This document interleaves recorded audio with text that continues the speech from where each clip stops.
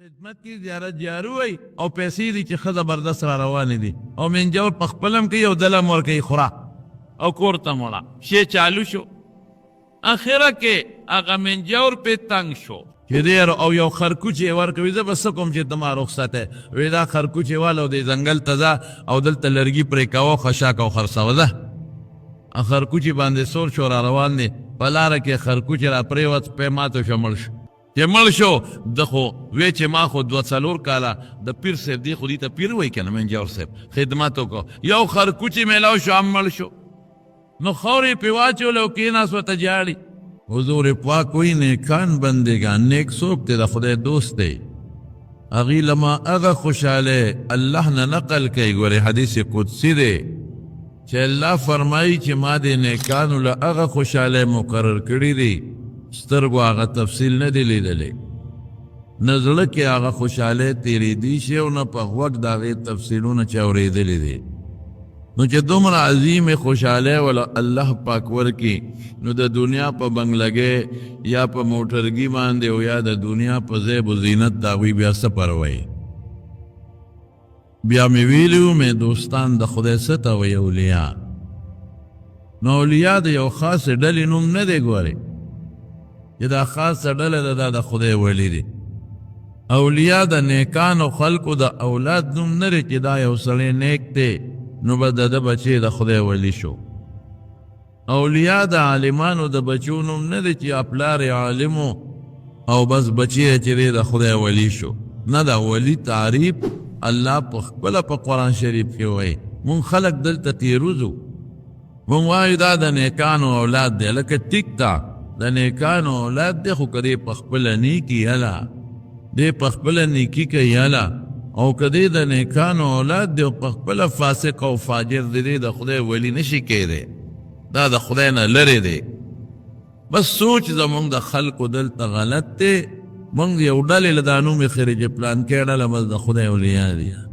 او بس د نیکانو بچي د خدای اولیا دي الله څه وایي الذین آمنوا وکانو یتقون چې هغې کې 2 صفته یو ایمان او یو تقوا ما ویلو تاسو ته مې هر مسلمان دا د خدای ولی دی مومن ولی کافر د خدای دشمن دی او مسلمان د خدای دوست دی خو دوستانه کې فرق وي د چا هغه دوستانه لږه کمه د چا زیاته د چا د هغې نه زیاته او د چا د هغې نه زیاتي نو موږ به ولي پسې پېژنو چې کوم قرآن موږ ته ویلي کې دا د خدای ولی دی بس لاول به عقیدې ته ګورې او دویم نمبر چې عقیدې د حضور پاک او د صحابه او د اهل السنت والجماعت عقیده بس دا شوه او دویم به دې ته ګورې چې تقوا پکې وي اوه مرتبې د تقوا زموږ علما ذکر کوي یو دا چې د کفر او د شرک نه به ځان ساتي دویم دا چې د کبایرو نه به ځان ساتي او بعضې حضرات وي د بدعاتو نه به هم ځان ساتي دا هم کبیره ده خو د یو خاصې وجې نه ځان له ذکر کېږي او څلورم دا چې دی به د صغایرو وړو ګناهونو نه هم ځان ساتي او پنځم دا دی چې دی به د هغې مباحو نه هم ځان ساتي چې هغه ګناه ته سړی رسوي او شپږم دا دی چې دی به د شبهاتو مشتبي څیزونو نه هم ځان ساتي او اوم دا دی چې هر ما سوای الله به رستو کوي الله به مخکې کوي الله ته به توجه مخکې ساتي دا علماء ذکر کړي نو دکې چې تقوا وي او پرهیزګاري ورته موږ په پښتو کې وایو نو دا د خدای ولی شو زمونږ خلک دلته دا یو سوچ کوي چې بس زیارت ته ناست د خدای ولی دی منجور د خدای ولی دی زمونږ خلک وایي بس دا زیارت کې ناست دی به چرسونه هم څکي هغه به خلک دي په ما دم واچوه ما ته شا به دوا وکړه او نظرانې به موله وړي حالانکې ډېر داسې دي په هغې کې چې هغوی له مونځ هم سم نه ورځي هغوی له تلاوت د قرآن شریف هم سم نه ورځي هغوی نه آمنتو بالله واوره دا هم سمه نه ورځي هغوی نه د ویترو په آخر کې چې کوم دعای قنوت دی واوره وه یقین په خدای و قدام وله سم نه ورځي نو هغه ته ځان غم پکار دی هغه له چې هغه د هر څه زده کړي نه زه د زیارت منجور یم مجاور یم او زه به د زیارت خدمت کوم او بس په دې زه د خدای ولی شم نه ولی کېږي په دې زیارت منجورۍ ته څه ضرورت دی زیارت تا نه څه فایده ده زیارت ته منجورۍ څه چل کې زیارت سره د صحابو نه لوی اولیاء د خدای څوک شته نشته په مخ د ځمکه قسم دی که د صحابو نه لوی اولیاء نور وي یو ځل د عبدالله ابن مبارک نه چا تپوس وکړو وی عمر ابن عبدالعزیز دا لوی سړی دی او که حضرت معاویه رضی الله عنه چونکه د حضرت معاویه رضی الله عنه په زمانه کې لږ جنګونه شوي وو اگر چې اجتهادي غلطۍ وې او عمر ابن عبدالعزیز ډېر د عدل حکومت تیر کړی دی ډېر د انصاف حکومت یې تیر کړی دی داسې حکومت یې تیر کړی دی ګوره داسې ولی و دې ته ولی وایي چې د ده په وخت کې به ګډان او شرمخ یو ځای ګرځېدل شرمخ به په ګډو چیلو حمله نه کوله دا یو خارق للعادت شی دی دې ته کرامت وایي بادشاہ د معنی دی بادشاہ لیکن شرمخ دا حمله نه کوي په ګډو چیلو او چې په کومه ورځ دی وفات شو نو شرمخ په ګډه چیله حمله وکړه نو شپونکې په صحرا کې انا لله و انا الیه راجعون وی او عمر ابن عبدالعزیز وفات شو چاوی تا ته څه پته ولګېده او چې پته یې ولګوله واقعي همغه وخت کې وفات شوی وی تا ته څه پته ولګېده وی چې دی بادشاه د انصاف نو شرمخان زما ګډو چیلو سره یو ځای سریږي او یو ځای ګرځي لیکن نن شرمخ په ګډه چیله حمله وکړه پته ولګېده چې د انصاف حکومت د مخ د ځمکې نه پورته شوی دی دومره د کرامت خاوند دومره لوی سړی چې عدل او انصاف یو نمونه و دنیا وایي چې د عدل او د انصاف نمونه وه هېڅوک پکې انکار نه کوي نو ځکه ورته وایي چې عمر ابن عبدالعزیز لوی سړی دی بادشاه دی او د الله ولی دی داسې کرامت پی چې شرمخ په ګډه چیلی حمله نه کوي نو الوی دی که حضرت معاویه صحابی رضی الله عنه عبدالله ابن مبارک ورته وایي ویښته دې راله غونې غونې کړل وی که دا ټوله دنیا د عمر ابن عبدالعزیز غوندې خلکو نه ډکه شي دا ټوله دنیا نو حضرت معاویه رضی الله عنه چې په کوم اس د حضور پاک سره جهاد کړی دی د هغې اس د خپې دوړې ته هم نه رسېږي معاویه صاحب خو ډېر لوی سړی دی رضی الله عنه د هغه اس د خپې دوړې ته هم نه رسېږي ولې صاحب صحابي دی هغې اسې د رسول الله صلی الله علیه وسلم په ملګرتیا کې په جهاد کې شرکت کړی دی نو صحابه ټول اولیاء دي ټول د خدای اولیاء دي او بزرگان دي د رسول الله مبارک سترګې پې لګېدلي د حضور پاک سره سینې غشو ته او تورو ته مخامخ کړي دي او د پیغمبر علیه السلام دفاع کړې ده او لاسونه حضرت طلحه څوارلس ځایه دا لاسو لګېد دا شل شو او په احد کې به د پیغمبر علیه السلام نه غشي راتمبول داسې خلق تیر شوی دی قرآن د حضور پاک نه واغېسته امت ته ورسو سلطنت د اسلام خور که او وطن یې پرېښوده بچي پرېښودل هجرتونه وکړل فنارو کې د پیغمبر علیه السلام سره قسم په خدای جهادونه وکړل حضرت ابو موسی اشعری رضی الله عنه وی یو جهاد کې عیسی دوی غشتې وه یو لوی جهاد کې حضرت ابو موسی اشعری رضی الله عنه شرکت کړو غزوه ذات الرقاع ورته وایي نو خلق زمونږ د علماو چې ذات الرقاع ورته ولې وایي نو څه شپږ اووه وجې دي څوک وایي د هغه رقاع ټوټو ته وایي رقعو ته غر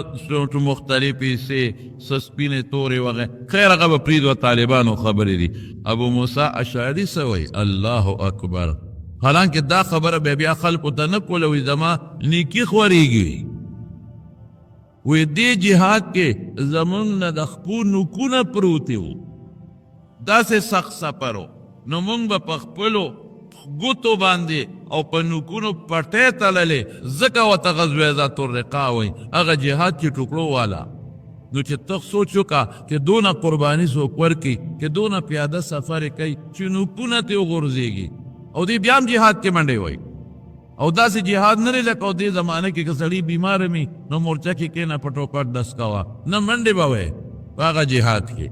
دشمن پسې منډې وې نو چې د چا نه نوک وغورځېږي نوکونه او بیا هغې باندې ټوکړې وتړېږي او هغې کې خپې بلې خپې په دې شګو په دې کاڼو کې دشمن پسې منډې وې والله بالله که داسې کار څوک وکړي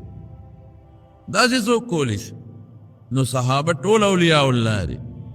ټول د خدای دوستان دي ایمان خو هغې نه مونږ زده کړی دی یا ایها الناس اے خلقو اے آمنو کما آمن الناسو. علماء لیکي چې مراد صحابه دي هغه شان ایمان راوړی کوم ایمان چې هغه د صحابه والا ایمانو. آمنو کما آمن الناس نو د هغې ایمان خو الله زموږ د ایمان معیار ګرځولی دی چې هغه ایمان وساته او تقوا په هغې کې هغه وه چې د تقوا نمونې وې زمارونو. نو هر صحابي د رسول الله مبارک معجزم ده او هر صحابي دا د خدای په اولیاو کې لوی ولی دی لوی ولی. لیکن دغه صحابه شهیدان شوي دي او دا مړه شوي دي د هغې قبرونو ته خو منجور نه دی ناست. چته که یو کس دوته چې تبا دی دی کې ناست دی بېله خبره ده. لیکن تابعینو دا اوس خلک ناست دی منجوریان یې ځانه جوړ کړي دي او مونځ نه کوي.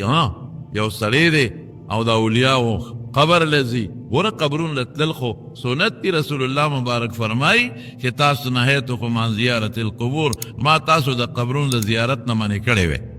یو وخت کې منې کړي وو ځکه خلکو به قبرونو سره دا ناروا حرکتونه کوله. چا به بچي غوښتل چا به وی ما د بیمارۍ نه جوړ کا. نو بیا چې عقیدې د ټولو درست او برابر شوې وی الا فزوروها فانها تذکر الاخره دی لځی دا سړي ته آخرت یادوي سړی ته پند دی سړی ته نصیحت دی. نو قبرونو لتلی شي د عامو خلکو تلی شي د شریعت د اصولو مطابق د سنتو مطابق او د اولیاو غیلام ځه بلکل لاړ شه. دا فایده خبره ده منه خبره ده دا د فایدې خبره ده. تعالی به فایده درکوي. حضرت فاطمه رضی الله تعالی عنها به هر جمعه کې یو ځل د حضرت حمزه رضی الله عنه قبر ملاقات لته. ګوره د ښځو اگر چې بعض علما د ښځو زیارت القبور منع ګڼي خو زموږ جماهیر وایي چې نه جایز دی بلکل. چې پیغمبر په لعنت ویلی دی وی دا د هغې زمانې سره دی چې زیارت منع و. اوس الا فزوروها کې سړو ته حکم دی ښځې پکې طبعا داخلي دي. به هر خیفو خلاصه د خبرې ده چې رسول الله مبارک به بقي ته رسول الله مبارک د حضرت حمزه رضی الله عنه او د احد د شهداو بلکل د وفات نه مخکې تللی دی او زیارت یې کړی دی. اول ته تقریرم کړی دی. نو زیارت د قبرونو بلکل د شریعت مطابق بلکل مستحب دی. که ته ځې او د شریعت په دایره کې دننه ځه په هلته ډېر ډېره والې ده او منجور دې ځان نه جوړ کړی. ولې څه ضرور دی ته چل کې تا څوک تختی در نه څه که څوک دې کاڼي وړي ته چل شوی دی. خو صرف دې ته چل جوړ کړی دی چې خلک به زیارت له راځي ده به له ګټونه مټونه کوم هله او پیسې راکوي. خلق به زیارت لرازی نو زیارت په توانې پیسې به غورځئ زه به پیسې اخلم. دا په شریعت کې منل دا ناروا ده. هغه منجور مونځ نه کوي خدای والې هغه له مونځ نه ورځي هغه له امنتو بالله نه ورځي هغه له قرآن نه ورځي او هغه ته هم خلک د خدای ولی وایي. دا د کوم ځای نه د خدای ولی چرسونه اسکي بنګونه خو اسکي چرس او بنګ کوي او پیم خوري او چې ته ورشې هغه زیارت ته او د هغې هغه کوټو ته ورشې نو داسې بین به ترې راوخلي چې د چرسونو لوخړې او ډډوزې به ترې راوباسي راوځي. او زمونږ خلک هلته هم دي قمقل خلک دی بې ځایه چیلې به والي هلته وړم څه لپاره چیلې وړې. دا مې د پیر بابا منلی دی دا مې د کاکا صاحب دا واورئ ګورې منفتی عبادت ته د الله به کوئ که د زیارت یا د بل چا منفتی دی وکړه لالې کافر شوی. عبادت د غیر الله د بل چا باندې سړی کافر کیږي. دا د خدای په نوم چیلې حلال کا او ثواب زیارت ولی ته بخې نیک ته بخې او که بل چا ته بخې بخه. هلته د وړو د څه فایده ده. نو هلته چیلې غریب خاوند دی بلا مزدوری کړي ګوړ او چاري او د دیاړي 1500 روپۍ روز یا 600 نو غریب سلو 15 میاشتې کې ځان لړه چولی نو ښځې سیل تړه شوي ویې سړیه ما خو ستا د سر د پیر بابا تور چیلې منلی دی نو دیم داسې نه شي او خوشحاله شي چې د ښځې ګوره ما سره ډېره مینه ده نو څه قرض کړي او څه هغه لږې جمع کړي نو لاړ شي نو ګرځي او په میلو تور چیلې والی خدای نیکبخت او تور او سپین پکې چا راوستی دی تور مې منلی دی سپین ناګران والی نو ښځه شي او دیم شي او سره 15 بچیم شي نو لاړ شي زیارت له نو منجور لی ورکړي انداستاش وای های خدایا مقتو کې جومات لی د خدای نیکبخته خرڅ کسه په جومات یې ولګوه مدرسه کې ولګوه غریب گاونډي له دې ورکا، غریب لور له دې ورکا، غریب خور له دې ورکا، په خپل ځانونو لګو. دا دې څه نخرې جوړې کړې دي؟ مالګه به راوړي او بیا به په رشته دارانو ګرځئ، ما د پیر بابا نه او د کاکا صاحب نه مالګه راوړې ده او د پلانکي صاحب نه مالګه راوړې ده. نو بس خلک هم وایي داسې دله مدینې کجورې دي او د زمزم اوبه دي، نامالګې خلک تحت ګوره شریعت نه خلاف. والله که دا د صحابو زمانه کې، د تابعینو زمانه کې او د امامانو زمانه کې دا قصې مونږ ځان ته پخپله دا یو نخرې جوړې کړې. هغه منجه ورته به خلک دي دا زمونږ وطن ګزاره کي، تاسو ورشئ پنجاب ته چې پته راته وځئ. دلته کې خو لا بیا ما ته یو سړي قسم وخوړه، قسم جومات کې ګورې ناست دی، ما ته قسم وخوړه یاره یو غلطي رانه شوې ده او ته ما ته څه وظایف وښایې چې هغه زه ووایم او ما ته خدای معافي وکړي. مې څه چل دې کړی دی؟ وایي مونږ یو ګروپ یو، مونږ به دا زیارتونه کنستل، دا ګورې ما خپلو بچو ته هم نه دی وینه. مې څه نه څه جنجال ته اوس جوړ نه شي. مونږ دا ډېر زیارتونه کنستېدلي دي، په چا کې هم بوتان راوتلي، بوتان یتلو که چې بوتان پکې راوتلي، بوتان تا دا چې کوم وخت کې هندوان د دې وطن نه تلل، زمونږ دا خلقو د زیارت ډېر احترام کوي. نو دوی څه چل کړی دی؟ دوی قیمتي بوتان خښ کړي دي او زیارت یې جوړ کړی دی، او دوی سره او سپین دا په دې ځمکه کې خښ کړي دي او زیارت د زیارت خلک احترام کوي. دا به محفوظ وي. زه چې بیا چېرته راشو نو مونږ به بیا وباسو، خو بیا رانلل خبره ختمه شو. د زیارتونو خلک جومات نغلا کوي، زیارت نه کوي. جومات نغلا کوي، قرآن شریفونه کښېني او پکې کوزئ، دونه ډاډه دي. او زیارت دوی که ورلو د شپې را باندې کټ اړئ، دا راله نقصان را کوي. دا پخوا زمونږ د دې مشرانو تپوس وکړې، بوساړې به یې د زیارتونو خوا کې تړلې. وایي د دې زیارت خلک احترام کوي، دا بوساړه څوک نه غلا کوي. د شیخانو بابا سره به خلکو تړلې که نه؟ ما ته یاد شیخ ثابت بابا سره به خلکو تړلې که به نه تړلې؟ وی دا خلق نوړي، د زیارت په خلق احترام او قدر کو، یریدل به او د خدای نه نه یریږي، زیارت نه یریږي، خدای نه نه یریږي. دا زمونږ یو سوچ دی. نو دا سره دا سپین او دا بوتان به خخول، نو زیارت به جوړ کړي چې زیارت خو مسلمانان احترام کوي نه وردي، وی به چې زیارت ته نو دا به محفوظ. نو هغه به مونږ ډېر زیارتونه کنستري بوتان پکې راوتي او سکه مسرو سپینه مونتری او یو ځای مو کنه وی غټ زیارت بیا هم بند کا، وی پکې د سپو او د خرو ډانچې پرته وي، اډوکی د سرو د خرو او د سپو اډوکی پکې پراتو. او د دنیا خلق بتلله او سبا ما غوښتنې به ته کولې چې ما جوړ که سپینه او سپیته وای، خر ته وای، بوت ته وای، یا خدای پاک چې پورا اصل یې معلوم نه. اصل د چا دی؟ د حاجي صاحب د تورنګزو رحمت الله علیه، حاجي عبدالواحد صاحب چې په لکړو کې دفن دی، دا اوس د خدای ولی، دا اوس بزرګ دی، دا اوس مجاهد دی، دا اوس جهادونه کړي دی، اول ته دفن دی او مونږ ته پته ده چې دا څوک دی. دا دلته زمونږ بابا صاحب، دا اوس مونږ ته پته ده چې دا په جهاد کې سره د خپلو ملګرو شهید شوی دی، هلته پې قبر جوړ شوی. دا بابا صاحب شو، دا مدی بابا شو. دا اوس په سلسله کې، په باقاعده په سلسله کې دوی پته ده چې دا نیکان خلک تیر شوی دی. عبدالقادر جیلانی رحمت الله علیه دا هغه شو، امام ابو حنیفه رحمت الله علیه. اوس معلوم خلک دی، دا نیکان تیر شوي دي، بزرگان تیر شوي دي، اولیاء تیر شوي دي، لیکن داسې چې خلک ورته ناست دي منجوریان او په قبرونو سیرې پرتې دي او دنیا راځي او ما لټولې لاندې پکې بوتو، ما لټولې لاندې پکې د سپي او دا خر. نو چې تا ته پته نشته چې دا څوک دی، د کوم ځای دی، په زول نوم والا خلکو یې ښه دی پلانکې بابا، پلانکې بابا، هلکه نوم والا ته یې ښودلی، وګوره دا څوک دی، د تاریخ معلوم کا. اوس د پیر بابا تاریخ شته، ډېر لوی بزرګ تیر شوی دی، پورا تاریخ یې موجود دی. د کاکا صاحب تاریخ شته، یو ډېر لوی بزرګ تیر شوی دی، یو ډېر لوی نیک سړی تیر شوی دی. رښتیا د خدای ولی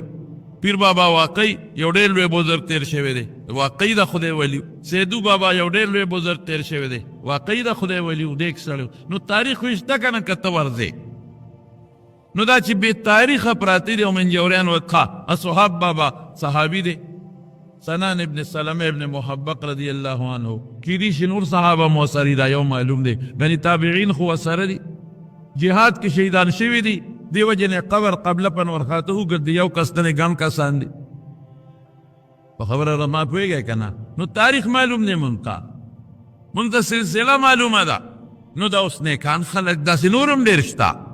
لیکن دا اوس یو سړي خبره کوله ماته پنجاب کې ورچه پنجاب کې توبې به بس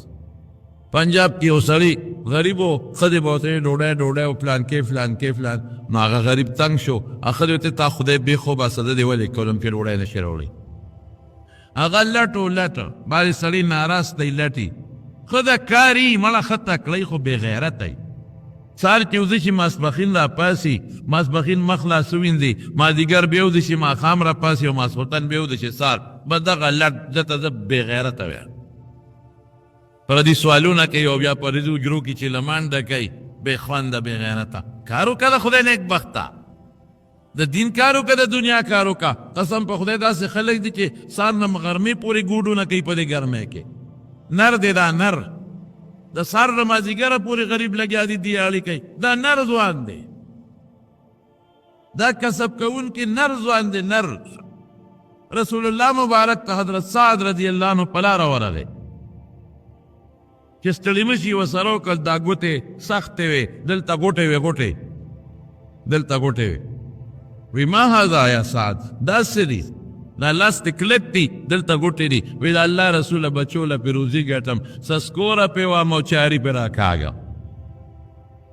نو چې څوک سسکوره چاري وي دا ځای غوټې کېږي لاس یې کلک شي کلکه بچو له پې روزي ګټم سسکوره وه او چاري پې راکاږم قسم دې د دواړو جهانو مبارک سردار هغه لاسونه اوچت کړل او ښکلې کړل او وی دا لاسونه به جنت ته ځي دیاړي مار خو نر دی نر چې مونځ ورسره کوي ګوډمار خو نر دی ښځې بچو له روزي ګټي ګلکار خو نر دی سهار نه غرمې پورې ښځو بچو له په دیوال ناست دي ګرمۍ ته روزي ګټي لوار خو نر دی کور ته ناست دی او ګرمۍ ته ناست دی او غریب لرونه تیری او بچو له روزي ګټي ترکان خو نر سړی دی ګټه دغه رانده ورسره ده او اره ورسره ده زه خو دوه کرخارې نشم راښکلی او ترخز ورسره ده او بچو له روزي ګټي دا مزدور کار دا بټیاران شو دا نور شو په ګرمۍ کې چې لګیا دي او دا محنت کوي د خپلو بچو دپاره او حلاله مزدوري ګټي او خپل منځ او دس کې قسم په خدای نه رات دا جنت والا خلک دا بې خوندي نه ده څوک زمینداري کوي سار غریب وځي خپله زمینداري کوي او د اوبخورې کوي او ګوساړې تړي او ترېشرې کوي دا هنران دي یا څوک ډیوټو ځي او خپلو بچو له سار ځي او حلاله ګټي دا خو چې دا کټ کې پروت دی پردو جرو ته ځي او چیلم نه کخ راکاږي او دقسې څنډا پروت دی دا بې غیرته ده لرې ده بې غیرته دی کفارشي منظم نه کې روجې هم ګړې وړې دي او ځان نه ریلوې لاټي برنس جوړ کړی دی داسې نه پکار کسب وکړه خپل بهر کې زمارونو خبره مې دی پورې کوله چې هغه سړی لټو ښځې ورته وې خوارشې زه دې وکړم اوس ته سهار نه ماښامه پورې موږ به څه خورو بس دروې راشه اسان کار وکړه یو منجور و د زیارته نه لاله بس هغه سره پرېوته دا خو اسان شی دی زمونږ خلک خو قمقل دی څوک چیلې بوځي او څوک ګډ بوځي او څوک نغدې پیسې وړي او منجور وله شا ډبی او بس بیا واپس راځي ښځې م ځي او سړي م ځي او بوډاګان هم ځي او راځي او وی جوړ شوما ناجوړه هم خو چې دې زیارت ته لاړم نه جوړ شوما نو زیارت ته په څه جوړ شوې شیطان در کې ننوتې نو د لیاله کې واچول چې دې زیارت ته لاړ شه جوړ به شي نو چې لاړ شي نو شیطان د نه ووته نو چې راشه نو جوړ شو نو بیا د دنیا کې په یو خپه ګرځې مړه د هغه زیارت ته لاړم دانه وره باندې نو هغه وچوده نو دانه خو هسې م شوي هغه له لاړم نو ټیک شومه نو د هغې خوره مې راواغېسته په زخم مې واچوله نو دنیا خلک هم روان شي او چې روان دی او منجور پکې مزید منجور لګیا دی دی ورسره دی د منجور خدمت کې زیارت جارو وی او پیسې دي چې ښځه خدمت کې زیارت جارو وی او پیسې دي چې ښځه بردست را روانې دي او منجور په خپل هم کوي او دل هم ورکوي خوره او کور ته مړه شی چالو شو اخره کې هغه منجور پې تنګ شو هغه ورته وی چې تا خدای بې خوباسه بس دی که نه کال دوه دی ما سره تېر کړل تیاره نغده وړې او ترکاري او ډوډۍ وړې او پیسې وړې خوارشي د چې ته رانه مزدوري کوه زموږ رزق کې څه لګوتې وی دلته موږ سره ناست دی پې تنګ شو نو دی رخصت که چې دی او یو خرکوچ یې ورکوي زه به څه کوم چې ته ما رخصت یې وی دا خرکوچ یې واله او دی ځنګل ته ځه او دلته لرګي پرې کوه خشاک او خرڅوه ده خرکوچ باندې سور شو را روان دی په لاره کې خرکوچ را پرېوت سپی ماته شو مړ شو چې مړ شو ده خو وی چې ما خو دوه څلور کاله د پیر صاحب دی خو دې ته پیر وایي که نه منجور صاحب خدمت وکړو یو خرکوچ یې میلاو شو هم مړ شو نو خاورې پې واچولې او کېناست ورته جاړي یو خرکوچ په دونه محنت میلاو شو هم مړ شو جاړي چې خدای اوس به څه کوم د هغې خرکوچ نه خدای زیارت جوړ کړو ډېر څه ولګېده خلق به راتلل وروره چیلې راولو نغدې راوړو هر څه راوړو بس سړي خشید هغه خرکوچ یې خاوره ښه مضبوطه کړه او ښه زبردست زیارت یې ترې جوړ کړو او غلاف ملاف یې هم پرې واچو بس چې روان شو هغه چې کومې پیر و استاذ یو هغه ته چا ویل چې دلته خو بل زیارت دی او دنیا هغې له روانه ده ما په لاره ده چې ته وګورم چې دا څوک دی دا څوک ښخ شوی دی چې څنګه راغی ویې کتل دا مرید یو لکه هغه په خولې لاس کې خو دې چپ شي غږ به نه کړي چې ځان له کوي دا چا ته ناست دی وایي دا هغه خرکوچ دی مړ شوی دی مې په خاوره واچوله د هغې نه شی ولګېده زبردسته فیکټري ده داسې فیکټري ولګېده او داسې شی ولګېد چې بس زبردست پیسې دی او را روانې دي او بنګلې دي یو مسلو په قمقلو باندې خدای پاک په بېوقوفو قمقلو خرو باندې په ما خدای را مهربانه کړي هغه خرکوچ دی او پیر یې ورته وایي وایي دا ډېر ښه ذات دی وایي که زه ورته ناست یم هغه یې مور ده وایي ډېر ښه نسل دی وایي ما هم پرې ډېرې پیسې وګټلې او ته به هم پرې ګټې دا د پنجاب دا قصې پیسې پته نشته تا ته دا زیارت دی پته نشته او زیارت دی دی مری سره خوا کې ما په خپله نه دي لیدلي چا راته وی چې هلته کې به د بجلی لین خلکو بوته او اونې به پرېوتې لین به خرابېده بیا به لین پرېوتېده بیا نو لین یې په بل طرف واړو نو ټرانسفارمر یې ورته ولګو نو چې په بل طرف واړی نو به بیا خو بجلي به همیشه یې کم هغه د اونو نه په بل طرف کو نو یو سړي خوب ولیده وی دلته زیارت دی قصده مړه ما خوب ولي چې دلته د خدای ولی دی او په هغه باندې خاورې واچوه نو هغه لاړه هغه هلته کې څه چې کوم ځای وي دلته د خدای ولی دی ورېږه زیارت پې جوړو خوب مې لیدی دی نو په هغې خاورې واچولې او دې وخت کې حکومت منظوري ورکړه تارونه یې اخوا کړل نو وګوره که نه د خدای ولی مې جوړ کړ نو څنګه بجلي روانه شوه نو هغې ته ټرانسفارمر والی سرکار وایي ټرانسفارمر والی سرکار ټرانسفارمر بابا خدای پاک دغه زموږ جن دی هغه اولیاء چې د هغې یو سلسله معلوموي یو نسب معلومي یو نیک سړی تیر شوي یو عالم تیر شوي یو بزرگ یو مجاهد یو شهید ټیک شوه لیکن چې پته نه لګي هسې موړه خلکو جوړه کړې ده او جنډۍ پې لګولې دي او دنیا خلک ورځي او سلوټونه ورته کوي او دوه ګوتې په تندیک دی او دوه په سترګو یې کړي او چپ چوپې جوړ کړي دا د خدای ولی شو دا چې ورته ناست دی منجور دا د خدای ولی شو نه دا نه دی دا ول ایمان وګوره او بیا وګوره چې تقوا پکې شته او که پکې نشته خبره د پرهیزګارۍ او د تقوا ده یو دویم ووره دویم په دې پنجاب او سند کې داسې خلک دي چې ګیرې به هم خرئ برید به هم ورسره خرئ او ګیرې به هم خرئ او پتلونونو کې به ګرځي او مونځ به نه کوي بلکل او خلک روان دی غیله لاسونه وله ښکلوي او خپې وله ښکلوي او ولې جي دا د پلانکین وسی دی یاره واقعي نیکه خو یې نیک سړی تېر شوی دی د هغه نوسی دی یقین په خدای که پرون هم راته یو ملګري خبره کوي پرونی خبره ده یو لوی سړی دی تاسو یې پېژنئ او دې درته نوم نه علم سرکاري سړی دی لوی سړی دی نوم یې درته نه اخلم وی ما ته وایي چې یاره تا خو دا نه منځونه دي او څه دي دا دونه منځونه سره پاره کې ما ورته وی یاره دا خو د خدای حق دی او خامخا به مونځ کوم او ته نه کې وی زمونږ نیکونو مونږ له ډېر منځونه کړي په خدای قسم پرونه خبره ده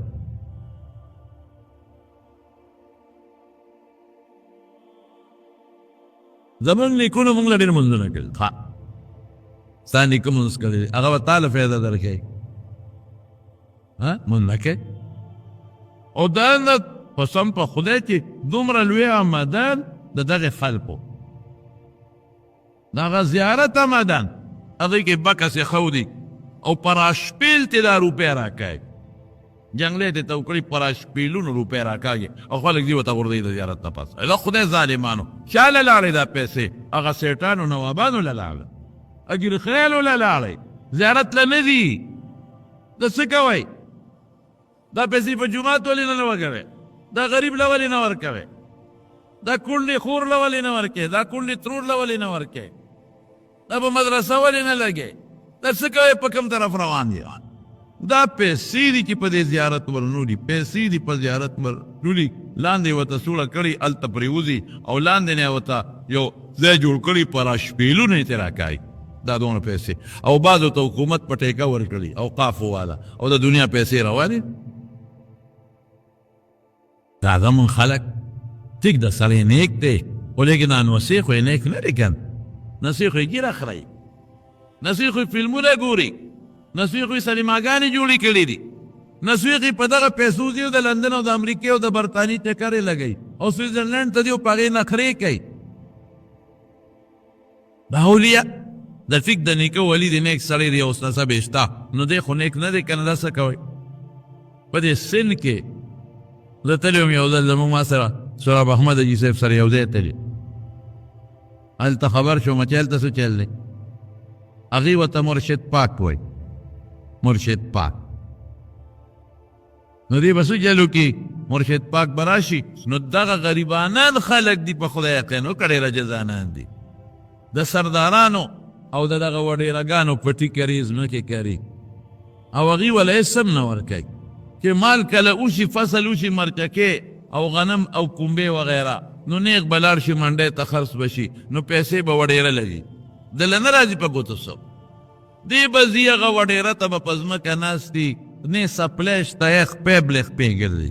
یو کوټه ده او د غنو شپول دی او دا غریب به خپې بلې خپې وده کېږي خټو کې ګرځي منځونه کم ځای کوي منځ نشته مونږ نشته صاحب تبلیغ والا یو جومات ته لاړل چې دروازه یې کولاو کړه نو جومات ښه پروت و پکې د خر ډانچه پرته وه اعتراف وایسته د خر ډانچه نو خلکو ته وي نو یو یې اوهو دا خو د ما نه دونه موده مخکې خر روک شوی و وګوره هغه جومات ته ننوتی و چې ته ورننوتې بیا د راوتو په چل نه پوهېده نو پکې مړ شوی داسې جوماتونه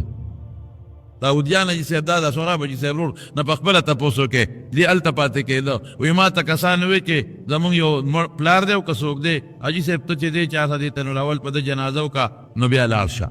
وایي ما ورته چې ولې مړ شو څو نه وایي مړ نه دی سخت دی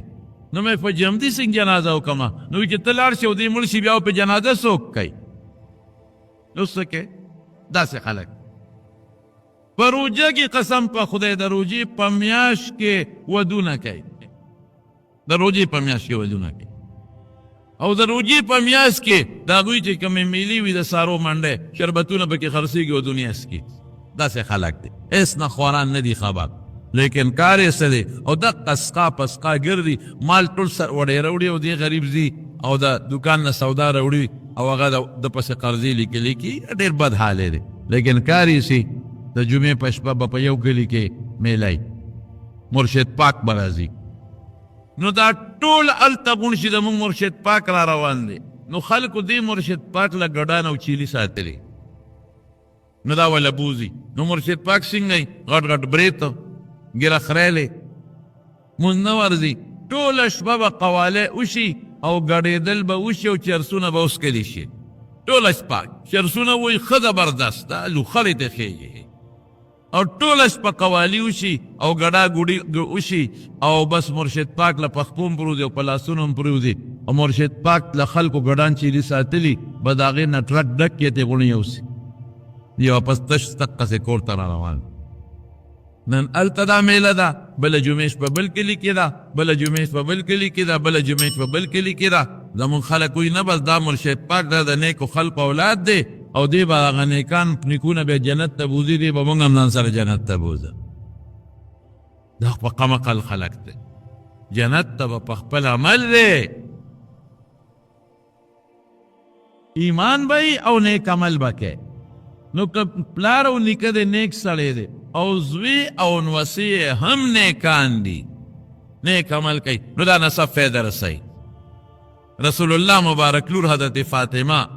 دا زما د غوښې ټوکړه ده ګورې وایي چا که مینه وکړه ما سره یې مینه وکړه که چا ورسره بغض وکړه ما سره یې بغض وکړه حضرت عباس وایي زما تره دی په چا دې خفه که دې خفه کړم دې خوشحاله که دې خوشحاله کړم حضرت حسن او حسین دا نسب دی خو نیکي ده چې نیکي ورسره وي بیا بلکل نسب فایده رسوي بلکل تاسو ته مې تېره جمعه کې د حضرت خضر د هغه دیوال د نیغېدو خبره کړې ده خو که نیکي ورسره نی ته په خپله بد عمل او نیک نه او نیکه د لوی سړی تېر شوی دی هېڅ فایده دری نه درلی نو اولیا وپېژنې نو دا مه چې زیارت کې ناست دا د خدای ولی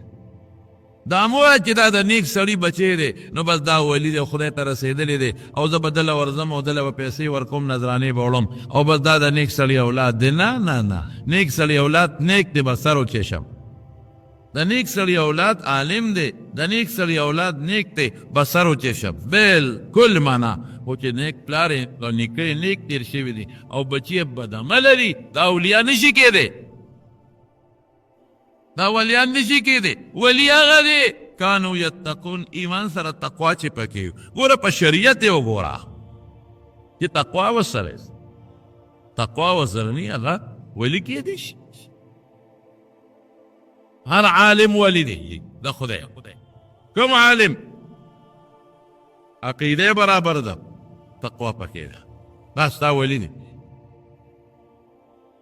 هر نیک دا دا یو ډله نه ده چې دا اولیا دي او دا مولیان دي دا اولیا دي او دا مولیان دي عجیبه خبر امام بخاری مولا نو قبر نه به خوشمویه تلی امام ترمذی عالم نو د حدیث و درسونه عبدالله ابن مبارک عالم نو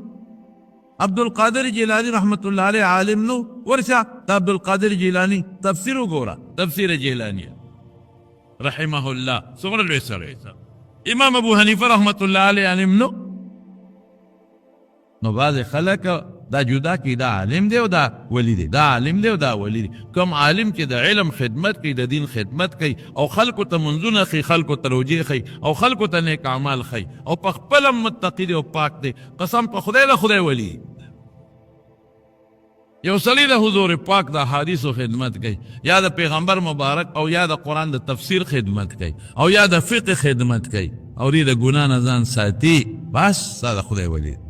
دی خو د دنیا خلکو ته دین رسوي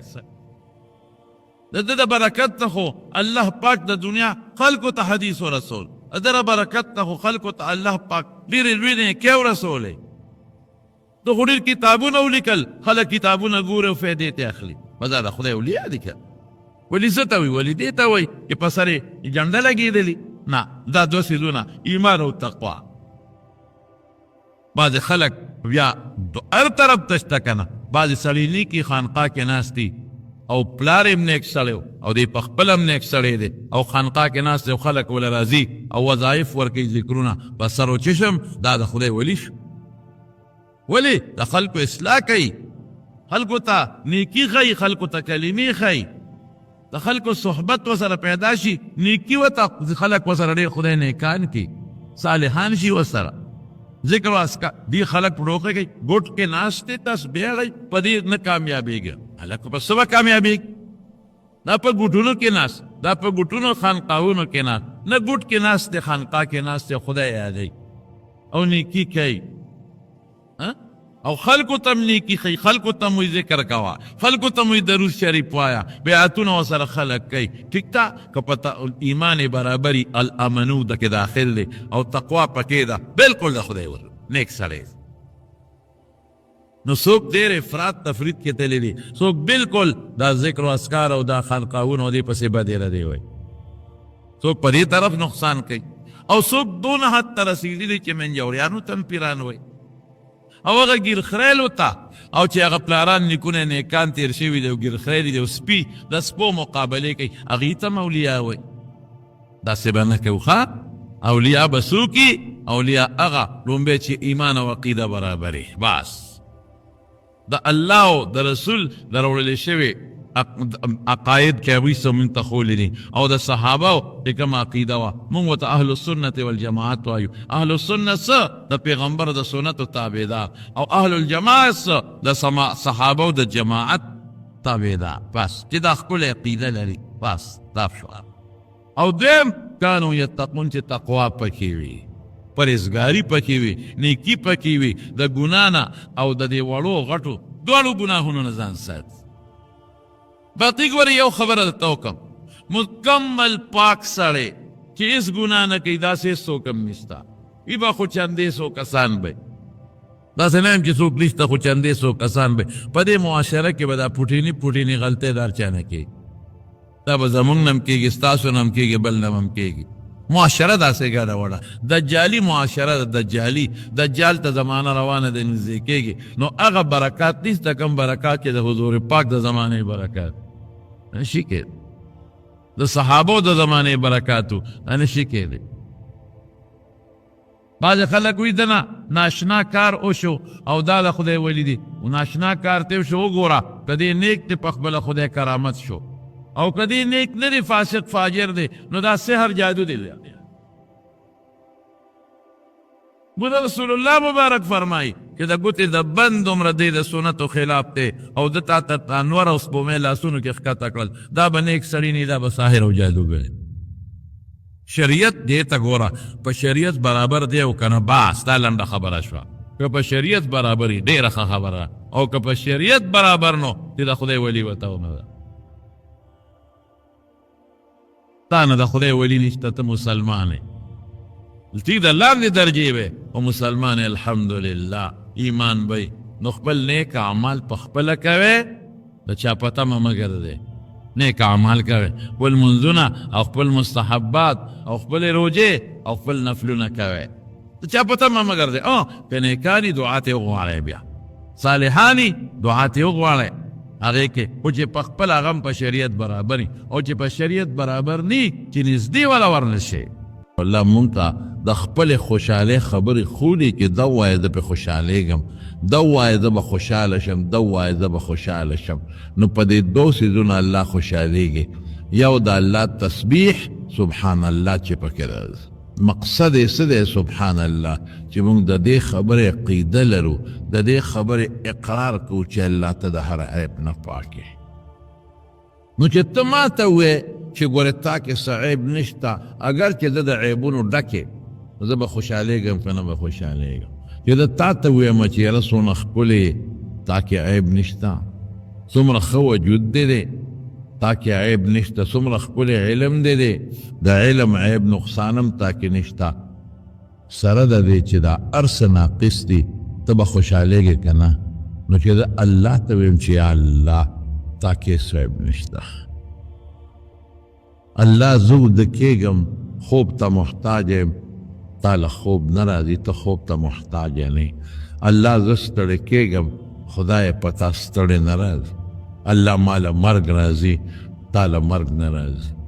الله زه بیمارېږم تا له مرض نه راځي الله زه بل ته چغې وم ته چاته چغې هېڅ ضرورت دې نشته نه چاته چغې وې د ټول قدرت طاقت مالک پروردګاره ته الله زه ښځې ته محتاج یم ستا ښځې ته حاجت نشته الله زه بچو ته محتاج یم ستا بچو ته حاجت نشته که زما خپل بچي نی نو پردې بچې غېږ کې ونیسم پالمې ستا دې ته حاجت نشته زه پلار ته محتاج یم ستا پلار هم نشته ستا نیکه هم نشته ستا بره نسب هم نشته ستا خر خواښ هم الله نشته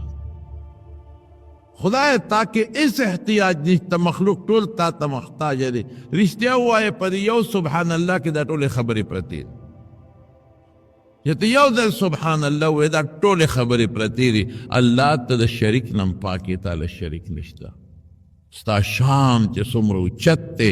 شریک نشته، ستا صفات چې کوم دي هغې کې هم تاله شریک نشته، ستا په شان علم د بل چا نشته، ستا غوندې طاقت الله د بل چا نشته. ته چې کوم کارونه کې بې عیبه کارونه دي،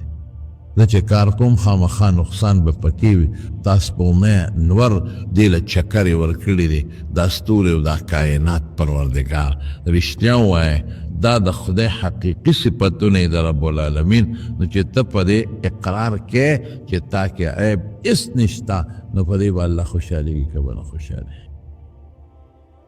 ټول هغه څیزونه چې الله له مناسب نه دي ټول ختم، او بیا بحمده مقصد څه دی چې څومره ښکلي صفتونه دي الله دا ستا دي، ته د دې مستحق یې. د ټولو نه لوی صفت وجود دی. خدایا زما څه وجود دی مخکې نوم وروسته به بیا وجود ختمیږي، ستا وجود ازلي ابدي دی، ختمېدو والا نه دی. زما به څه علم د دې دیوال نه پورې غاړه زما نظر نه لګي، چې کوم ځای پورې نظر لګي هغه هم ناقص علم. یو شی راته دوه دوه ښکاري، خدای ستا په هر ځای کې نظر دی، ستا په هر شي نظر دی پروردګار. په ځمکه کې دننه چې زمیندار کم تخمونه اونولي ده ته یې پته نه لګي چې هغه غنم کم ځای پروت دی. پروردګاره تا ته یو یو دانه معلومه ده. ولا حبة فی د ځمکې تیارو کې دانې او هغه پاڼه چې د اونو نه غورځېږي خدای تا ته معلوم دی. کم نری نری تخمونه د شړشم او د دې کبل او د دربو چې په دې ځمکه کې پراته دي، په خدای قسم الله ته یو یو معلوم دی. په دریاب کې دننه چې کوم حیوانات دی الله پیدا کړي دي الله ته د هغې علم دی. په دې فضا کې چې کوم مخلوقات دي د الله په دې ټول ارسه علم. په مخکې په وروستو په جنت په دوزخ په قبر په قیامت په دې ارسه د خدای علم. خدای ته ډېر لوی قادر یې. الحمدلله کې دا ټول لرل، ستا په شان قدرت طاقت د بل چا نشته. زه به دنه څپېړه وباسم، دی به مخکې چې زما لاس به ونیسي ما به راونیسي. خدای تا څوک رانیوي نه شي. زمونږ دا سټوکي ستا په لاس کې دي پروردګار. که مو کینې او که مو پاسې، که مو سملې او که مو روغې، که مو وجنې که ژوند راکې، که زوی چاله ورکې که لور ورکې، که ډېرې ورکې که ډېر زامن ورکې، که څوک شڼ پیدا کې، دا هر څه ستا په لاس کې دي. دا الله لیدل، دا الله اورېدل، دا الله خبرې، دا د خدای صفتونه دي. جون ورکول، مرګ ورکول، عزت ورکول، ذلت ورکول، دا ټول کائنات چلول، کل یوم هو فی شأن، دا ټول سیسټم روانول، د دې ټول ارس قایمونکی ذات الله دی. د خدای ټول ښکلي صفتونه په دې یو رکوټي ټکي کې رالل چې بحمده دی. العظیم، خدایا ډېر لوی یې نو په شان کې شان دی ډېر لوی دی. دومره د بل چا شان لوی نشته هېڅ چا. العظیم خدای د صفاتو په اعتبار ډېر عظمت لري. العظیم خدای د افعالو د کارونو په بنیاد ستا شان بل څوک نشي کولی. طالبان وی توحید ذاتی صفتی فعلی دواړه راله، درې واړه.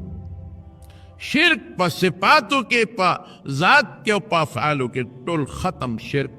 باندې الله ډېر خفه کېږي.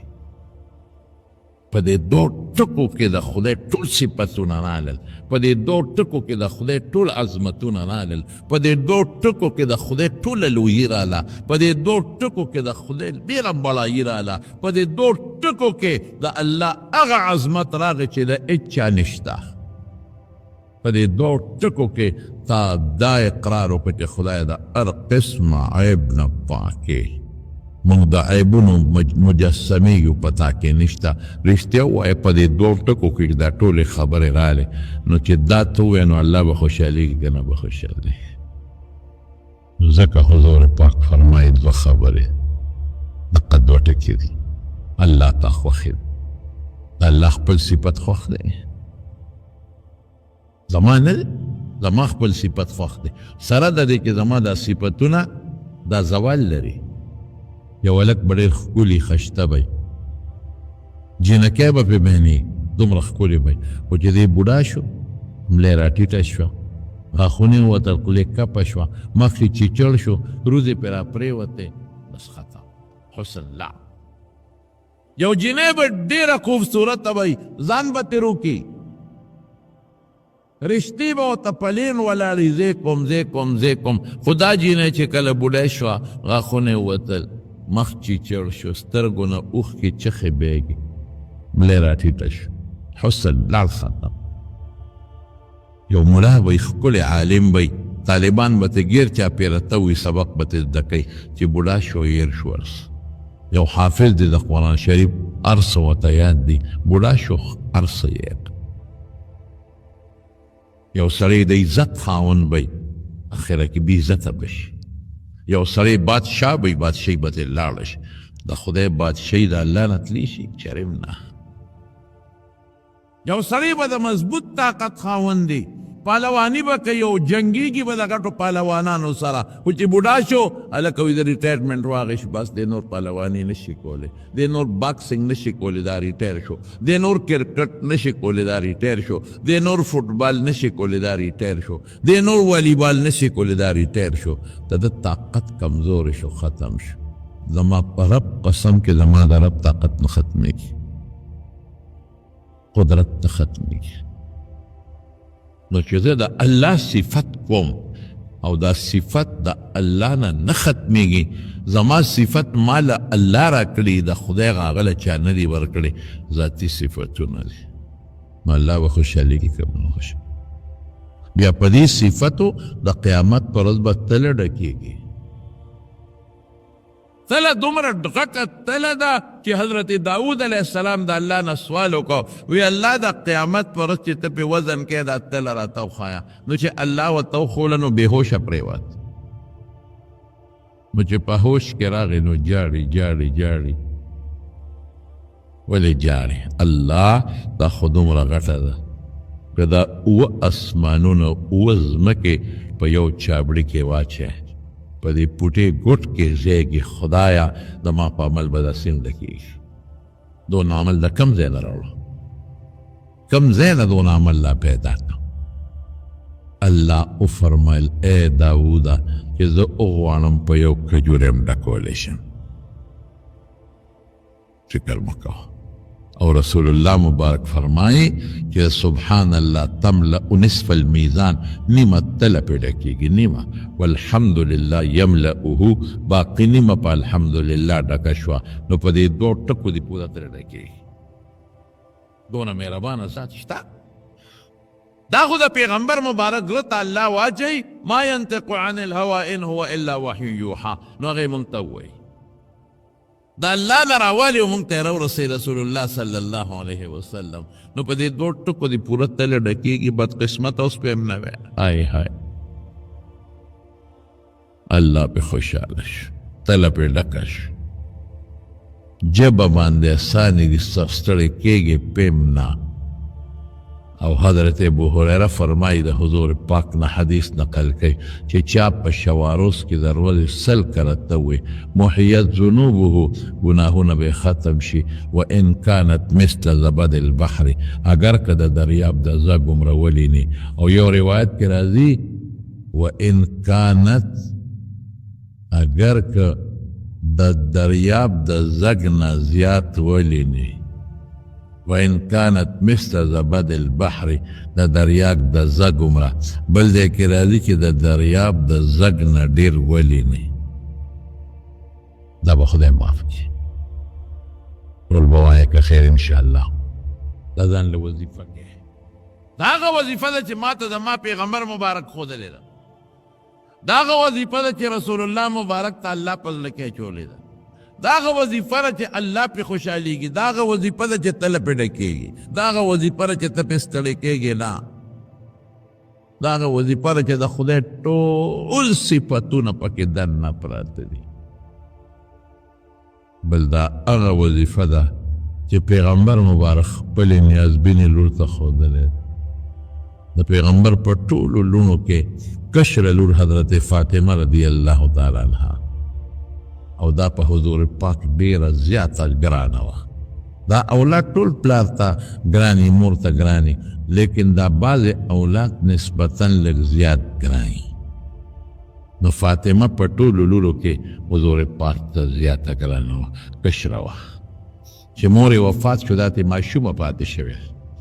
نورې غټې وې دا وړه پاتې شوې ده. د دې تربیت په خپله نبي کریم صلی الله علیه وسلم کړی او منې چې دې له به کله کمیس جوړو نو پیغمبر مبارک به په خپلو وله پلیشتو برابرو. پلیشت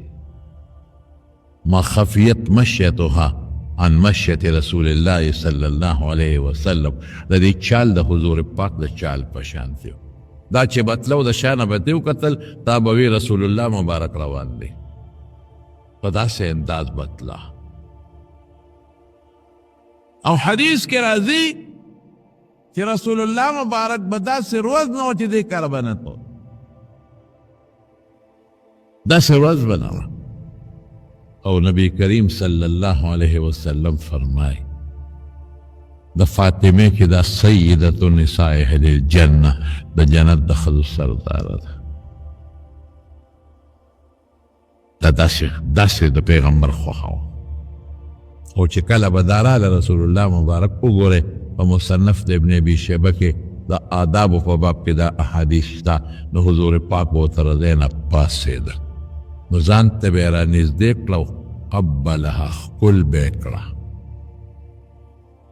او چې کله به رسول الله مبارک دې کله لاړ دا به پاسېدی مه پاسئ، او کله به پاسېده نو ځان ته به یې رانږدې کړه، ښکل به یې کړه. غرمه م ورکړه حضور پاک ته. یو ځل د غرمې ورغې حضرت علی رضی الله عنه کور کې نو وی ای نبنو عمې کې د تره زوی دې څه شو؟ د پلار د تره زوی خو خیر د تره زوی ورته وایي خاوند دې څه شو؟ وی ما سره یې جګړه وکړه، بار ووت، ما سره یې نن غرمې ارام ونه کړه قیلوله. حضور پاک چې ورشي علي وګورئ کوم ځای ده. صحابي راغی وی صاحب جومات کې د دیوال سوري ته پروت دی، اوده دی. نبی علیه السلام ورغی په خاورو پروت و، حضور پاک ته خاورې وسنډلې. قم ابا تراب، قم ابا تراب، ای خاورو والا پاسه. او بویه ته د فاطمې سره یې وله جوړه وکړه. انتهایی خوښه وه د حضور پاک. فاطمة بزغة مني، زما د غوښې ټوکړه د فاطمه. من احبها فقد احبني، که چا دې سره مینه وکړه ما سره مینه وکړه. من ابغضها فقد ابغضني، که چا دا خفه کړه زه خفه کړه. او بل حدیث کې راځي دې کې نه بلکې چې چا پیغمبر خفه کړه الله خفه کړه، او چې چا الله خفه کړه الله به سزا ورکړي. سفر نه کې به حضور پاک راغی، کله به نیغ جومات ته لاړ او د جومات نه پس یا مخکې دا به فاطمه کرله بچې څنګه. او مرض وفات کې چې دا حضور پاک لرانه نو ځان ته رانږدې کړه، پې ور پرېوته، غوږ یې ورته نږدې کړه، نو چې د اوچته شوه نو په ژړا شوه، نو بیا یې ځان ته رانږدې کړه، نو چې رانږدې کړه نو هغه د اوښکو خندا یې وکړه. عایشې بیبي ته تپوس وکړو، وی نه د پلار راز نه پاش کوم. نو د وفات نه پسې دې تپوس وکړو، وی دا عجیبه کار و، هم یو وخت کې ژړا و هم خندا. وی چې رانږدې یې کړم راته وفرمیل چې بچې دې بیمارۍ کې زه دله روان یم، صبر به کې، ګورئ صبر به کې، چغې به نه وې، فریاد به نه کې. ما له ژړا راله د پلار په جدایۍ. بیا رانږدې کړم، وی بچې زما په خاندان کې د ټولو نه مخکې به ته ما پسې راځې او ته به د جنت د ښځو سردار یې. نو مخدل خوشحاله شو. او کله چې رسول الله مبارک وفات شو بیا څونه دلمنه ده. صبت علی مصائب لو انها صبت علی الايام سرنا اللياليه. وی داسې مصیبتونه را باندې را پرېوتل که دا په دې ورځو ور پرېوځي، دا د ورځو شکل به بدل شي، دا ورځې به شپې شي. 20 کالو عمر کې وفات شو، لږ د پس چې یو څو میاشتې د پاسه 20 کال عمر کې دا غریب له دنیا نه لاړه او دړمنه لاړه د پلار پسې د حضور پاک پسې. حضرت انس وی چې رسول الله مبارک هم دفن که خاورې م واچولې چارې بیلچې م په اوږه وې او را روانو دره ته لاره کې ولاړه.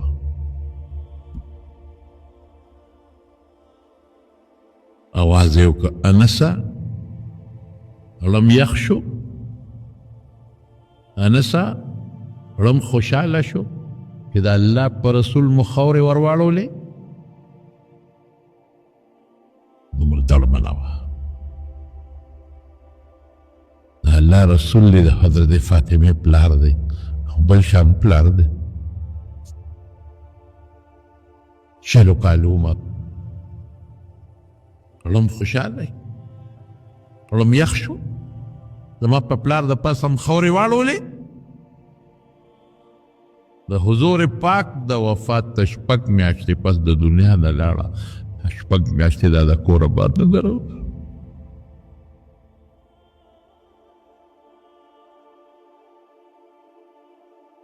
شپږ میاشتې دا نسکوره په خپل کور کې پرته ده.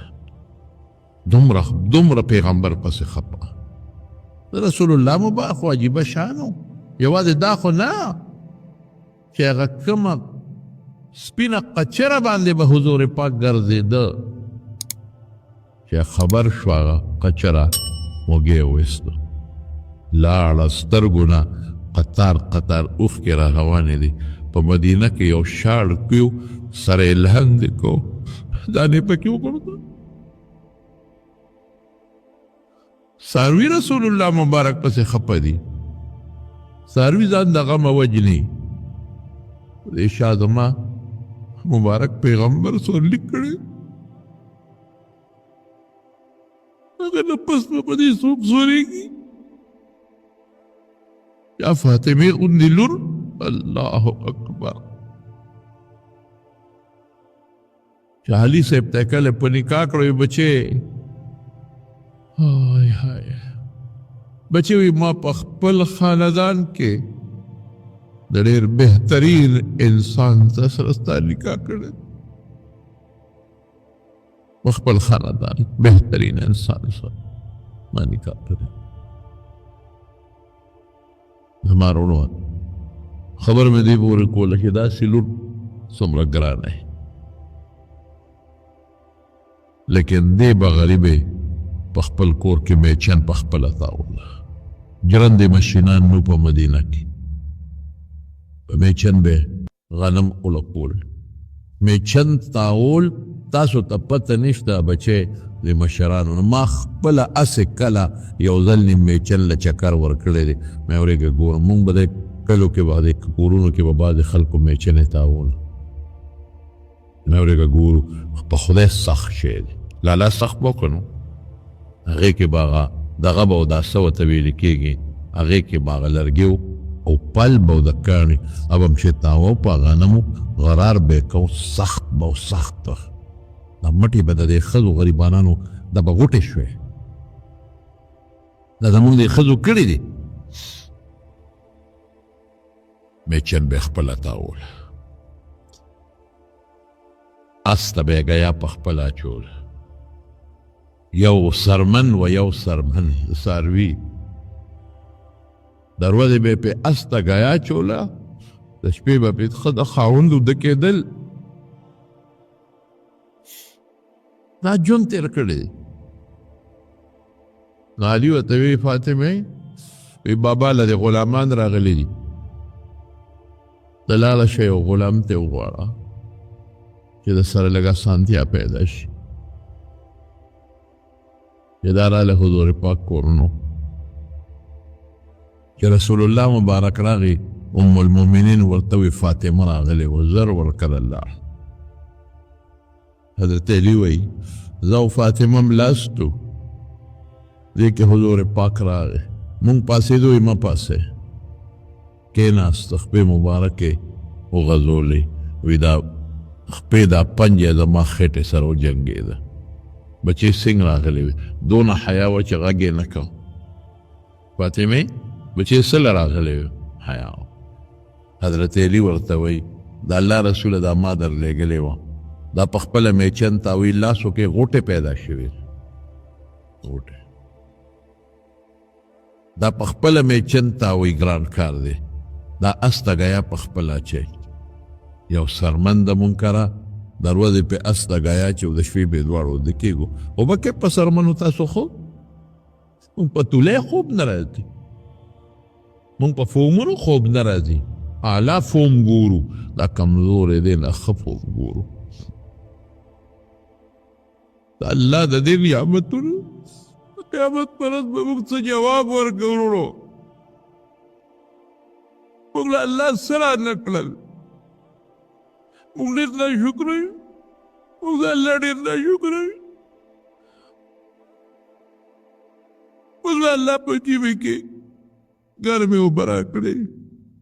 هیټر یې راکړې په اوړي کې سیګانو پکې راکړه هر څه خدای راکړه الله موږ ستا شکر ادا نه کړه خدای موږ له د شکریې طاقت راکړه الله موږ له د شکریې طاقت راکړه نو ما ورته وی چې بچې فاطمې لاړه شه حضور پاک له غلامان راغلي کې غلامې درکړم چې تاسو سره کار کوي لکه صراحت به در باندې د دواړو جهانو مبارک پیغمبر د انصاف نور د انصاف سپومې حضور پاک مبارک خپل نیاز بیلی نور ته وایي بچې د بدر یتیمانان ډېر محتاج دي هغه مونږ کې راوړو خپلو بچو لرو یتیم دې غرق شي او غریب تباه دی خو چې زما خېټه مړه شي او زما بچي مړه شي نور نیاز بیلن بچې د بدر یتیمانان ډېر محتاج دي چې پلاران یې په جهاد کې شهیدان دا برهان باغ ویلون تا ته یو شی ښیمه چې د مرهي نه ډېر بهتر دی چې کله سملې بچې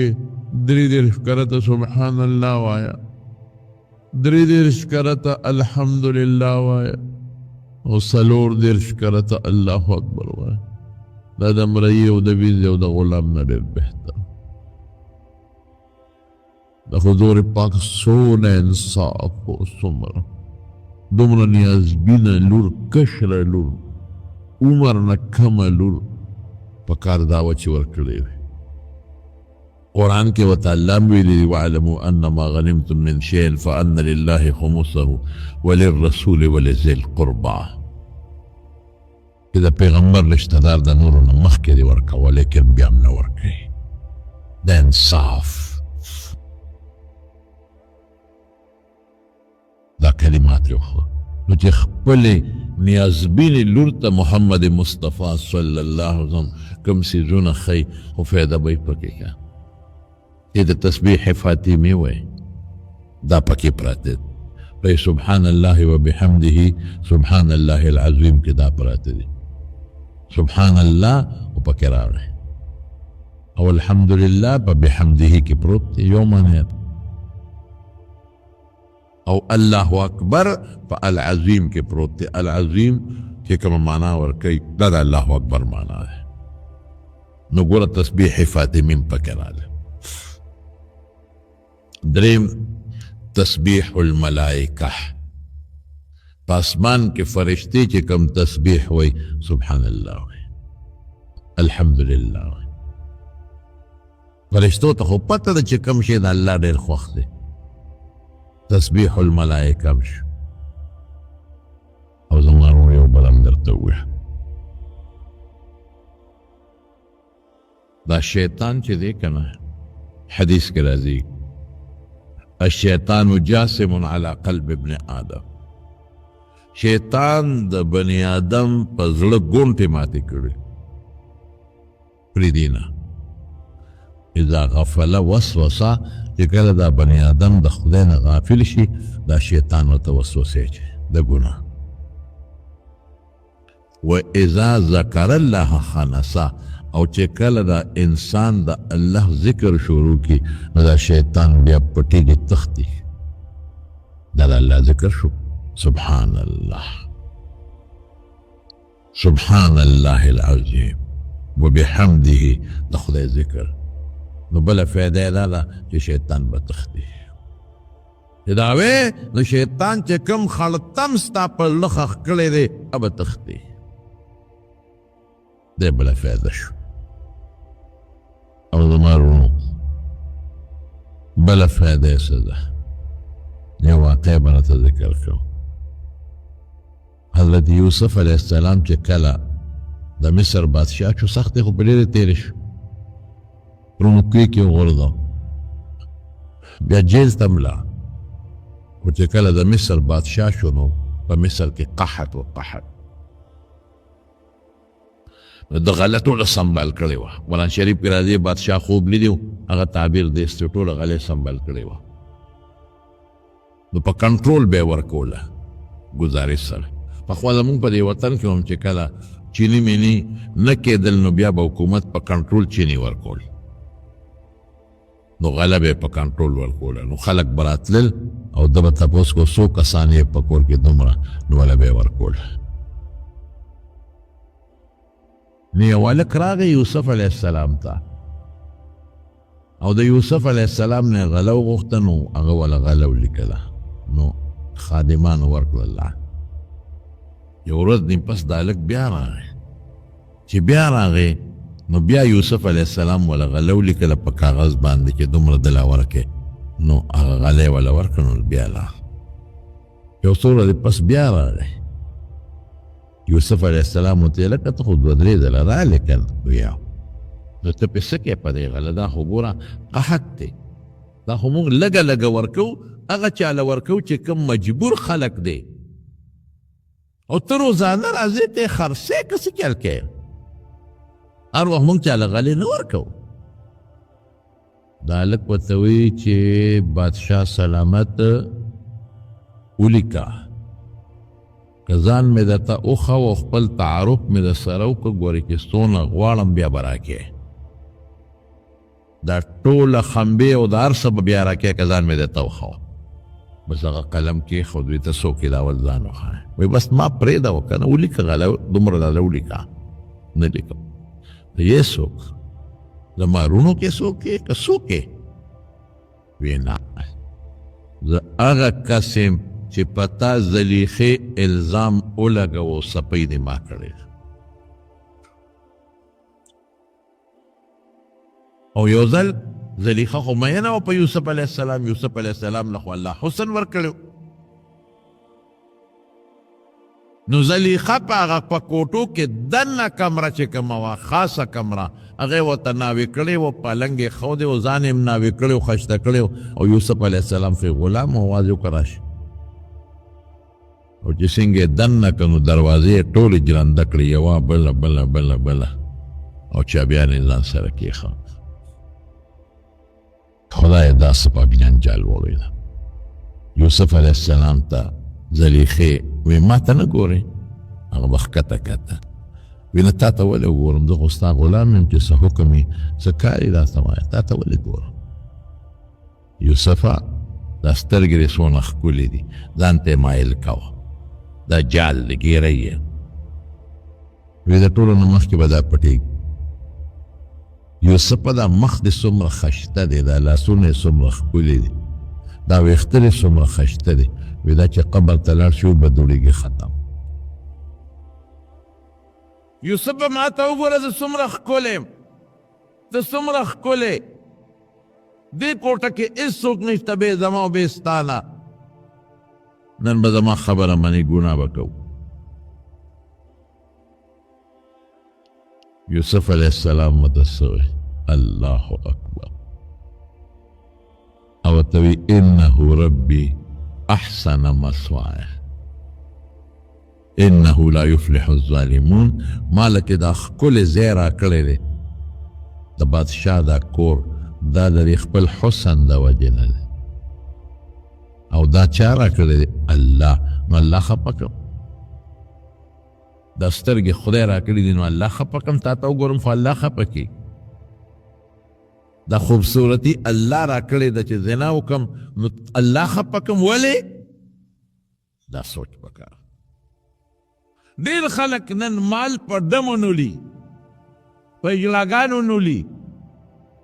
په زناکارو لګئ، په ډمو لګئ. دا چا درکړی دی؟ الله. دا سوچ وکړه چې دا مال الله راکړی دی، د خدای په دشمنۍ کې ولې ولګو؟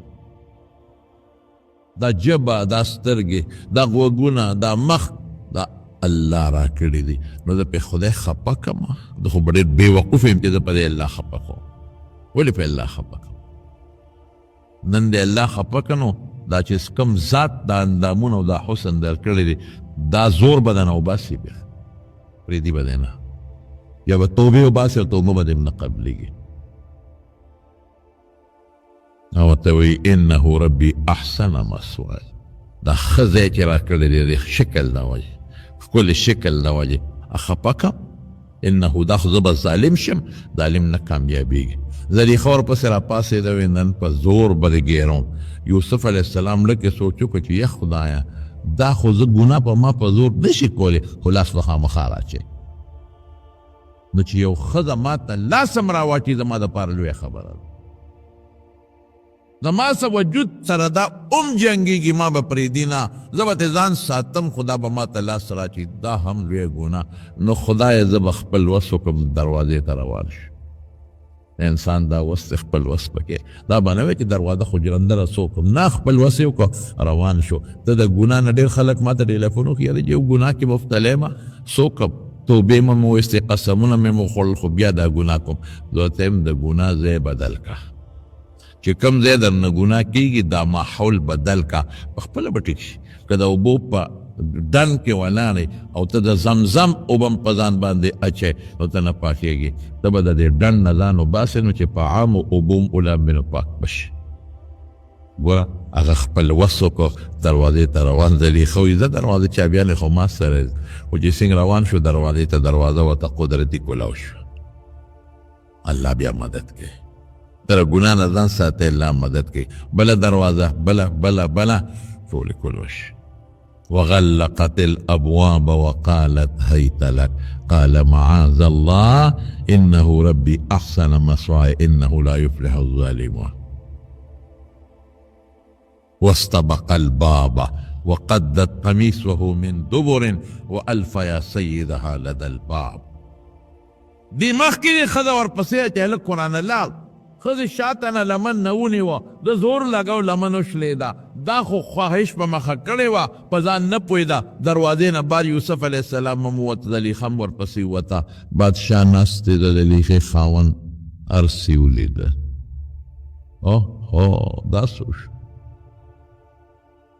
زلیخا هوښیاره و، خلک هم حیران، وزیران مشیران ډېر خلک خپلو کارونو له راغلي دي، درخواستونه ورسره دي. دا څه وشو؟ دا زلیخا خو سترګې پې پټې دي، خپل غلام پسې منډې وي، لمن نه یې نیولې دي. فوراً الزام په یوسف راواړو چې د ما نه ده مطالبه کړې، ما ته یې لاس راچولی دی. واستبق الباب وقدت قميصه من دبر وألف يا سيدها لدى الباب قال ما جزاء من أراد بأهلك سوءا إلا أن يسجن وعذاب أليم. ستا ښځې ته چې څوک لاس واچوي څه به ورسره کوي؟ یا به جیل کې اچوي یا به سخت عذاب ورکړي. نو چې ګوره داسې د بادشاه په مخ کې ښځې ده وي نو خلک بیا د بادشاه طرفداري کوي، د یوسف غریب تابعداري څوک نه کوي. ټول وایي ښځه ټیک وایي، نقصان د یوسف دی. هغه وی هي راودتني عن نفسي، ما ته دې لاس راچولی، جګړه جوړه شوه. قرآن کې الله وی وشهد شاهد من أهلها إن كان قميصه قد من قبل فصدقت وهو من الكاذبين وإن كان قميصه قد من دبر فكذبت وهو من الصادقين. یو ماشوم دې کې لږ اختلاف د علماء شته، خو دا راجح قول دی. یو ماشوم مور سره هغه ګوی شروع کړه، یو څو ماشومانو خبرې کړې یو پکې ده. که لوی سړي دا ګوی ورکوله، شلو کسو به له خوله کې سپک منډلو کې دا ته څه کوې؟ بیبي پاکه ده،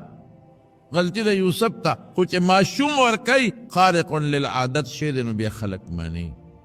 هغه وی د یوسف کمیس وګورئ، که د مخکې نه شلېدلي نو دې پې ورته و ښځې ته ځان خلاصو بلتي رده ده، او که د شا نه شلېدلي نو دې ته تښتېدا هغې لمن نیولې ده نو د ښځې غلطي ده. ولما رأى قميصه قد من دبر قال إنه من كيدكن إن كيدكن عظيم. چې کمیس یې وکت شا نه شلېدلی، دا قرآن خستا ده يوسف عارض عن هذا واستغفري لذنبك انك كنت من الخاطئين. يوسف بس دا خبره باندې کانه کېده او ښځې ته وي بس بخښنه د خدای نه وغواړه غلطي ټوله ستا ده. نو هغه هلک یوسف علیه السلام ته وایي زه هغه ماشوم یم چې تا له مې ګوۍ کړې ده ستا صفایي مې کړې ده اوس راکېږه لکه نه. نو یوسف علیه السلام قلم ورغورځو بچي لیکه ځان ته چې څومره لیکي ولیکي. نو فوراً جبریل علیه السلام راغی وی دا دې څوک ده که دا ټول سټور ځان پسې ولیکي دا غریبانان به څه کوي. نو حضرت یوسف علیه السلام وی الله زما څپۍ یې راوستې ده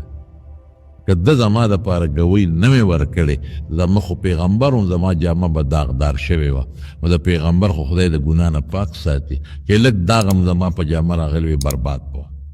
یا مې چا خبره نه منله تا خو د ریښې د لاسه چوس که ما زرهاوې کې نه خو خلکو به زما خبره نه منله ده زما څپۍ کړې ده. الله وفرمیل ای یوسفه چې کوم بنده زما صفۍ کوي او سبحان الله وي نو د قیامت په ورځ به قلم ورونه غورځوم چې کوم جنت دې خوښي ځان پسې لیکي. څونه فایدې دي په دې چې څومره دوستان یې ټول به دا وایي که خیر نشان یو ځل ټول وایي سبحان الله وبحمده سبحان الله العظیم. زنانو تم ویم تاسو تم ویم مسافر چې کوم اوري هر څوک چې اوري نو سل پیرې به که خیر انشاء حاجي ډېره ښه ده استغفار ځان له د ثواب